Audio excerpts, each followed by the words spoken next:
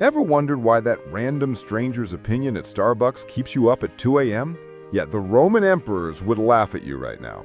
What's up, wisdom seekers? Today we're diving into the ancient art of not giving a damn, Stoic style. While you're scrolling through comments wondering if Karen from accounting thinks you're weird, Marcus Aurelius was literally ruling an empire and writing philosophical masterpieces. Coincidence?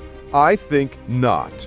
We're about to unpack 10 game-changing Stoic principles that'll turn you from a people-pleasing anxiety machine into someone who actually sleeps soundly at night. Buckle up, because your overthinking brain is about to get schooled by some dead philosophers who figured this out 2,000 years ago. Fact number 1, the dichotomy of control is your new best friend. The Stoic dichotomy of control teaches us to distinguish between what is and isn't within our control. Here's the brutal truth. You control exactly 3 things: your thoughts, your actions, and your responses. Everything else, not your circus, not your monkeys. That coworker who rolled their eyes at your presentation, outside your control. Your boss's mood swings, outside your control. Whether people think you're cool, smart, or wearing yesterday's shirt, completely outside your control. But here's what is in your control: deciding that their opinion carries exactly 0 weight in your life equation. But wait, there's more psychological warfare the Stoics had up their sleeves. Fact number 2, Marcus Aurelius had the ultimate comeback strategy. Get inside him, Marcus wrote. Look at what sort of person he is. You'll find you don't need to strain to impress him. Translation: before you stress about someone's opinion, take a good hard look at who's giving it. Is it the person who gossips about everyone? The one who hasn't read a book since high school? The individual whose biggest achievement is having strong opinions about other people's lives? Marcus basically invented the ancient version of consider the source, and it's savage. Once you realize most criticism comes from people you wouldn't ask for life advice, their words lose their sting faster than you can say meditation journal. Speaking of brutal honesty, let's talk about why caring less makes you more attractive. Fact number 3, the paradox of not caring makes people care more. Here's the cosmic joke. The moment you stop desperately seeking approval, you become infinitely more appealing. It's like dating. Chase someone and they run. Ignore them and suddenly you're fascinating. When you're not constantly adjusting your personality to match what you think others want, your authentic self shines through. And authentic confidence, that's catnip to literally everyone worth knowing. The Stoics knew this 2,000 years before psychology caught up. They weren't trying to impress anyone. They were too busy being impressive. But what about when people are genuinely mean? The Stoics had a plan for that too. Fact number 4, insults are just weather reports. Epictetus had a brilliant perspective. Insults are like someone reporting the weather in another country. Interesting information, perhaps, but completely irrelevant to your day. When someone calls you stupid, they're really giving you a detailed report about their own character, emotional state, and insecurities. Thank them for the information and move on with your actually important life. The Stoics treated insults like spam emails. Acknowledge, delete, and continue being awesome. Now let's get into some mental kung fu that'll blow your mind.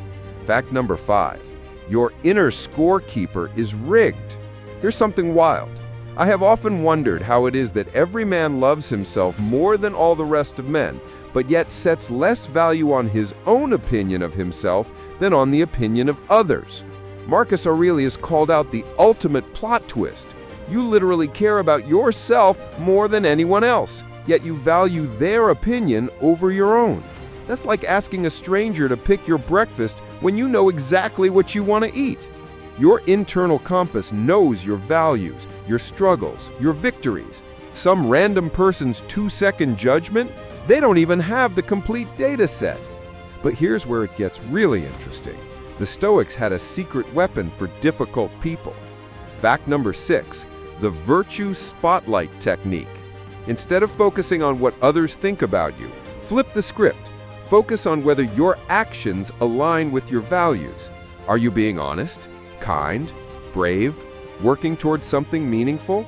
The Stoics called this living according to virtue, and it's the ultimate life hack. When your energy goes toward being a decent human being rather than managing your image, magic happens. You become someone worth respecting, starting with yourself. Plus, people can sense authentic virtue from a mile away. It's like having a built-in BS detector and integrity radar, all in one. Now, ready for some psychological Aikido? This one is pure genius. Fact number 7, the so what superpower. Develop the superpower of so what? Someone thinks you're weird? So what? Your outfit raised eyebrows? So what? You failed publicly? So what? Now you know one way that doesn't work. The Stoics weren't afraid of looking foolish because they understood that avoiding all judgment means avoiding all growth. Every person who ever did anything worthwhile had critics. Show me someone with 0 haters, and I'll show you someone who's never stood for anything.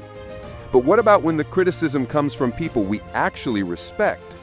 Fact number 8, the constructive criticism filter. Not all opinions are created equal, and the Stoics weren't completely immune to feedback. The trick is having a filter system. Ask yourself, is this person qualified to give this opinion? Do they have my best interests at heart? Is there actually something useful here? If yes, extract the valuable information and discard the emotional baggage. If no, thank you for their input and file it under Not My Problem. Think of yourself as a quality control manager for incoming feedback. Most of it doesn't meet your standards. Now here's a perspective shift that changes everything. Fact number 9, other people are too busy worrying about themselves. Here's the reality check. Most people are so consumed with their own fears about what others think that they barely have time to form coherent opinions about you. That judgmental look was probably them wondering if they left the stove on. We're all the main character in our own movie, which means everyone else is just background characters in theirs. They're not sitting around plotting your downfall, they're trying to figure out their own lives. The Stoics understood this fundamental truth about human nature. We're all too self-absorbed to spend much time obsessing over others. And finally, the ultimate Stoic mindset shift that ties it all together. Death makes everything clear. Marcus Aurelius regularly contemplated mortality, not to be morbid, but to gain perspective.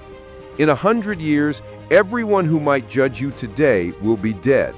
In 200 years, their great-grandchildren won't even know your name.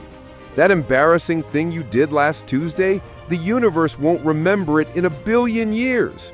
That person who thinks you're not good enough, they're a temporary arrangement of atoms, having temporary thoughts. The Stoics use death as the ultimate perspective tool. When you zoom out to cosmic scale, most of our social anxieties reveal themselves as magnificently irrelevant.